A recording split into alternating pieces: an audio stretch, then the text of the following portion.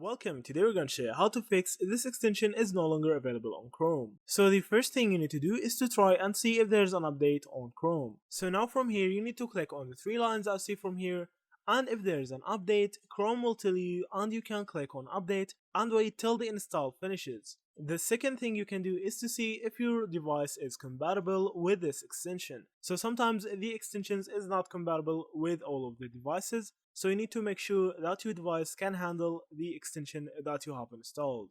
So the third thing that you can do is to click on the extensions button as see from here and click on manage extensions. Then you need to go to the extension that you have problem with and click on remove. After you have removed this extension completely, you need to try to install it again and see if the problem is fixed. Also, sometimes the extension will have some updates like this one. You can just click on update to update all extensions. So the last thing you can do is to contact the developer of this extension. So sometimes the extension maker or developer will put a contact option so you can tell them your feedback or if there's a problem that you have with their extension. So that's it. Thank you for watching and see you in the next videos.